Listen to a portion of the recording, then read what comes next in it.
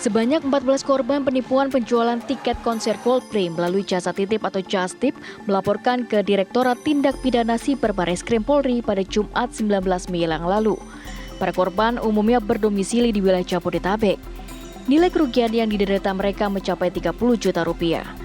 Menurut kuasa hukum para korban, Muhammad Zainul Arifin, dari ke-14 korban, beberapa orang diantaranya pernah terjerat penipuan tiket konser Blackpink di Jakarta dan ajang balap MotoGP di sirkuit Mandalika, Nusa Tenggara Barat. Sementara itu dari Palembang, Sumatera Selatan juga dikabarkan seorang dokter mengaku telah tertipu akun jasa titip di sosial media dalam upaya membeli tiket konser Coldplay pada tanggal 15 November 2023 yang lalu. Dr. Niko Saputra Nugraha, demikian nama korban penipuan itu, mengaku telah tertipu jasa titip tiket konser Coldplay sebesar Rp12.500.000. Mengapa begitu banyak penggemar Coldplay yang tertipu pembelian tiket konser band asal Inggris tersebut? Ya pemirsa, dan untuk membahas mengenai hal ini kita sudah menghadirkan sejumlah narasumber. Di sini sudah ada Mas Zainul Arifin yang merupakan kuasa hukum para korban. Selamat siang, Mas Zainul. Ya, siang sehat Mbak. ya? Ya, alhamdulillah sehat semua. Oke, dan bergabung secara virtual juga sudah ada, ya ini Mas Feby Irianto yang merupakan kuasa hukum dari Dr. Niko yang juga menjadi korban dari penipuan. Selamat siang, Mas Feby. Ya, selamat siang. Oke, Mas Feby dan juga Mas Zainul, ini kita tahu bahwa memang sedang ramai diperbincangkan begitu ya dampak dari antusiasme masyarakat ini. Saya mau ke Mas Zainul terlebih dahulu. Sebenarnya tadi terakhir update-nya ada 14 orang. Sekarang sudah berapa korban yang Anda tangani? Iya, pada saat kita BA di laporan polisi ya hari Jumat, kemudian ini bertambah menjadi yang semulanya 14 orang, kemudian bertambah menjadi 60 orang. Dengan total kerugian sampai hari ini terhitung itu 130 juta rupiah. Jadi dengan rentang waktu 4 hari ini bertambah terus, dan kita berharap nanti para korban-korban yang merasa dirugikan ya untuk segera untuk melakukan pelaporan ataupun melakukan pengaduan ke pihak instansi kepolisian gitu. Oke. Dari 130 juta kerugian yang klien Anda alami, ini paling besar harga tiketnya dijual berapa?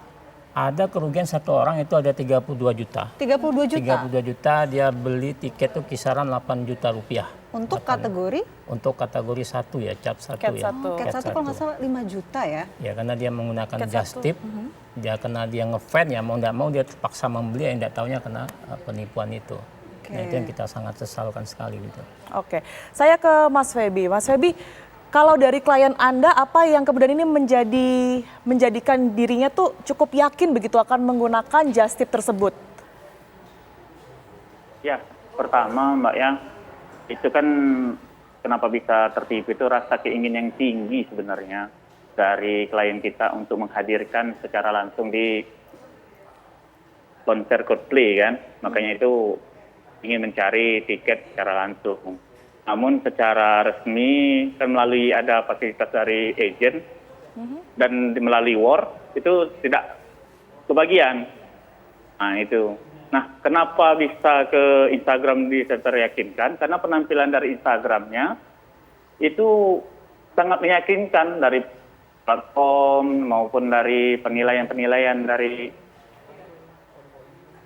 teman-teman yang lainnya terhadap Instagram itu, sehingga kita terkaburkan dari penilaiannya, seperti itu.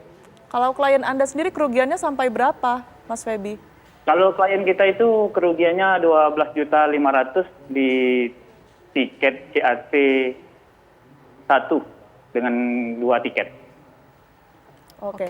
Tapi sebelumnya apakah juga mempertimbangkan dengan akun-akun lainnya begitu, atau apa ya, mengingat ini kan literasi media juga menjadi pertimbangan sehingga tidak bisa terkecoh dengan akun-akun bodong seperti ini, Mas?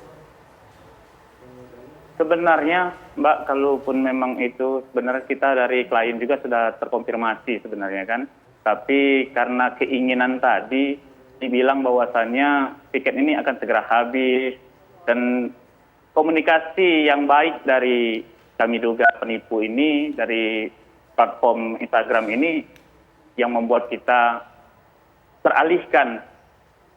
Sehingga kita yakin dan ingin cepat waktu yang dengan range waktu yang singkat kan. Nah, 12.500.000 itu kan untuk kategori 1 ya. Apakah Dokter Niko nih pernah tanya Cat 1 itu kan kalau dijual secara biasa ya dari promotor langsung sekitar 5 jutaan. Nah, ini biaya sisanya digunakan untuk apa-apa saja? Dijelaskan nggak oleh penjual tiket? Kalau untuk penjelasan detailnya tidak, tapi kan karena kita mengetahui bahwasannya ini jasa titip kan untuk jasanya seperti itu. Oke, jadi artinya tidak ambil pusing ya, entah berapa harga sebenarnya dan kemudian yang dibayarkan, yang ditembak oleh si penjual itu harganya berapa. Nah dari sini Dokter Niko kemudian ada keinginankah untuk bisa mendapatkan uang kembali, Mas Feby? Kalau keinginan sih sebenarnya ya kita sudah pahami kan, kalaupun ini sudah ranahnya ke tindak pidana, ya kan.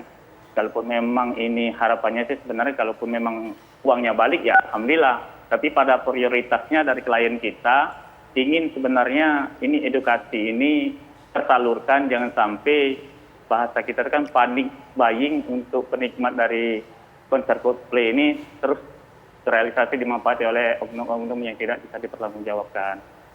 Mudah-mudahan ditangkap. Oke, itu harapan dari Mas Feby begitu ya. Kalau dari Mas Zainul, sudah sampai mana pelaporannya?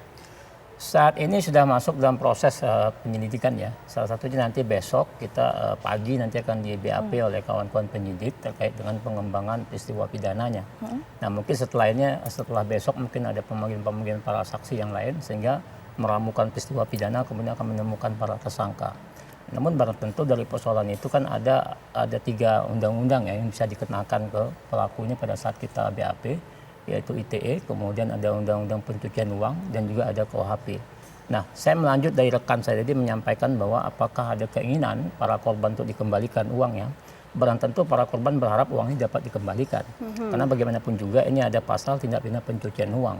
Yang mana tindak pidana pencucian uang ini memungkinkan bagi korban untuk dikembalikan kerugiannya sekiranya pada saat melakukan tracing nomor rekening yang kita sampaikan ke penyidik itu bisa ditelusuri di manakah aset-asetnya ataukah dia dicuci ke aset-aset yang bergerak ataupun tidak bergerak, ya itu bisa disita.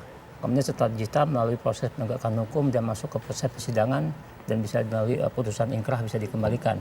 Sama halnya dengan seperti robot trading ya, kalau kita bicara kasus yang lain robot trading DNA Pro juga begitu, di putusan hakim bisa dikembalikan ke korban melalui tindak pidana pencucian uang. Jadi maka kita berharap bagi para korban jangan takutlah untuk melakukan laporan karena ini merupakan satu keinginan kita bersama untuk membentuk suatu regulasi terkait dengan just tip ini. Karena bagaimanapun juga ini kan peran penting dari para promotor ya. Kita setuju dengan kawan-kawan penyidik khususnya Cyber Barreskrim akan memanggil promotor resmi karena bagaimanapun juga mereka harus memiliki andil tanggung jawab terkait dengan persoalan ini terjadi. Kenapa sejak dari awal tidak ada sosialisasi yang disampaikan kepada masyarakat sehingga masyarakat tidak tahu sebetulnya mana yang di-hire oleh promotor resmi ini kepada justice yang mereka titipkan terkait dengan tiket itu sehingga ini terjadi di pembiaran begitu saja sehingga masyarakat menjadi kebingungan dan celakanya pada saat itu langsung terjadi stop terjadi war itu. Mas Zainul mohon maaf saya harus potong sebentar karena kita akan menyaksikan langsung dari Kominfo ini ada Mahfud MD yang kemudian menyampaikan keterangannya berkaitan dengan BTS korupsi. Ada peristiwa ini lalu diganti. Sudah diusulkan jauh sebelum ini dan saya tinggal melantik besok jam 11 atau jam 12. Cukup ya, saya ada acara di istana. CPKP seperti apa Pak Mahfud? Pak Mahfud. Pak Bapak sampai Pak, nanti Pak. Harus sehat Pak. Ya, itu sama-sama tadi kita mendengar keterangan dari Menko Polhukam Mahfud MD berkaitan dengan adanya korupsi BTS 4G. Begitu kita akan kembali melanjutkan perbincangan dengan Mas Zainul. Ya. Mas Zainul tadi Anda sempat mengatakan bahwa akan melibatkan promotor di sini. Sebenarnya dasarnya untuk kemudian ini bisa melibatkan promotor, ini apa Mas Zainul? Kan mereka kan sudah menyediakan website resmi. Tapi mereka tentunya tidak bisa memantau siapa yang melakukan just tip dan calo-calo itu. Nah di sini kan ada peran untuk melakukan sosialisasi ya, karena mereka harus menyadari bahwa penggemar fanatik dari grup band Coldplay ini sangat banyak. Artinya mereka pasti memiliki planning ke depan apa yang akan terjadi dampaknya. Ini kan perbuatan pelaku bukan hanya terjadi di Coldplay, tetapi ada terjadi di Blackpink dan juga MotoGP. Artinya mereka sudah memiliki pengalaman dalam hal ini, meskipun bukan mereka sebagai yang resmi, tapi paling tidak kan mereka mengetahui dampak yang akan terjadi. Maka dari itu kita berharap mereka untuk kooperatif ya pada saat pemanggilan sebagai salah satu untuk didengar klarifikasinya untuk menyampaikan itu.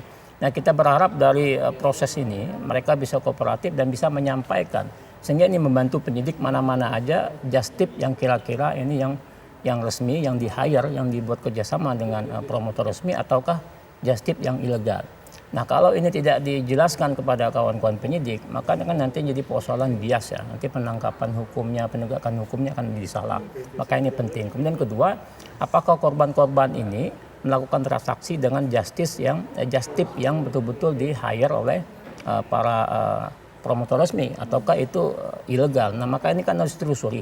Harus ditelusuri peristiwa hukumnya seperti apa sebenarnya. Nah, harapan kita mereka hadir untuk melakukan pertanggungjawaban, untuk menyampaikan itu dan juga mengklarifikasi seperti apa persoalan yang terjadi begitu. Oke, tapi sejauh ini kalau dari laporan yang Anda terima, yang akan dilaporkan ini berapa akun? Yang kita laporkan pada saat hari Jumat itu ada 5 ya. Ada 5 akun, kemudian ada 5 nama, kemudian ada 5 nomor rekening. Bukti-bukti elektronik yang kita telah sampaikan ke kawan-kawan cyber itu kan salah satunya akunnya, kemudian salah satu bukti rekening dan nomor telepon, dan itu bisa ditelusuri dan kita berharap ini cepat dilakukan penegakan hukum gitu. Oke, Mas Zainul dan juga Mas Feby, kita masih akan ingin memperdalam ya mengenai hal ini, tapi apa kabar Indonesia Siang harus jeda terlebih dahulu. Kami kembali saat lagi.